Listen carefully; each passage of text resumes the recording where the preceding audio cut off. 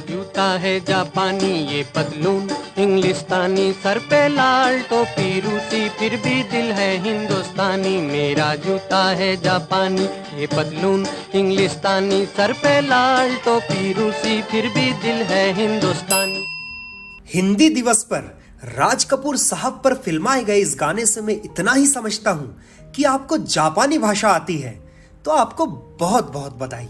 आप इंग्लिश भी जानते हैं, इसकी भी शुभकामनाएं। आप रशियन भी बोल लेते हैं तो कमाल है।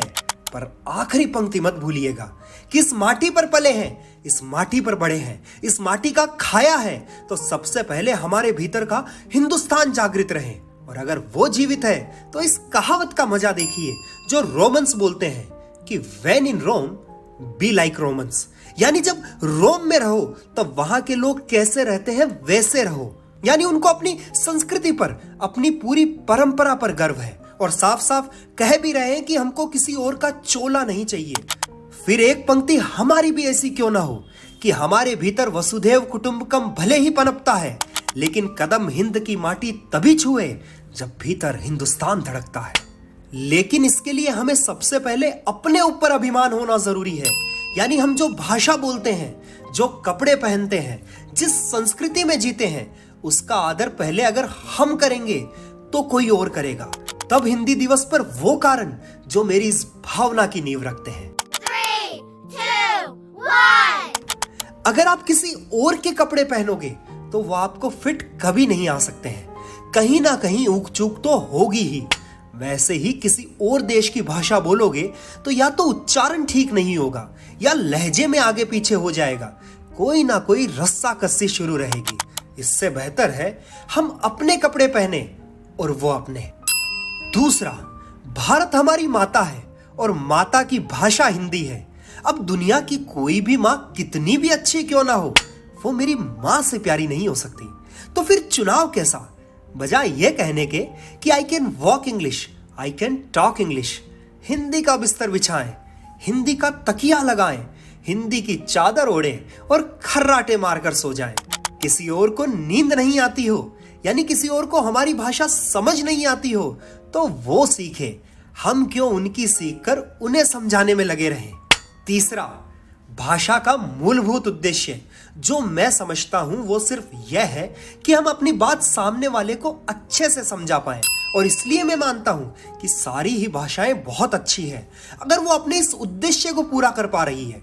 हाँ, लेकिन जब हमारे यहाँ अद्भुत व्यवस्था है, बड़ी सुंदर और सुशील हमारी भाषा है, तो हमें उसे बोलने में गर्व महसूस हो। उदाहरण के तौर पर अगर हमारी मेडिकल की दुकान है तो हम अपनी दवाइयां बेचें, किसी और की राशन की दुकान पर जाकर आटा बेचेंगे तो आप कितना भी अच्छा क्यों ना बेच लें, आप उस दुकान पर नौकर ही रहेंगे। बात ठीक लगे तो कमेंट में जय हिंद जरूर लिखें और सबको बता दें हम तो ऐसे हैं भैया, हम तो ऐसे हैं भैया, ये अपना दर्शन है भैया, और हम तो ऐसे हैं भैया। और सबसे जबरदस्त है ये कारण। एक जगह मैंने पढ़ा कि दुनिया में सबसे ज्यादा बोली जाने वाली मूल भाषा है चीनी, और दुनिया में बोली जाने वाली भाषाओं में हिंदी चौथे स्थान पर आती है। जनसंख्या के हिसाब से देखें तो भारत दुनिया का सबसे बड़ा देश है। ऐसे में हम कम से कम भाषा के क्षेत्र में तो हिंदी को दुनिया का ताज पहना ही सकते हैं। मेरा तो आपसे यही कहना है कि जब हम अपनी प्रेमिका को सोने के कंगन पहना सकते हैं तो चांदी के पाइजेब से काम क्यों चलाना। बाकी सबकी अपनी अपनी मर्जी।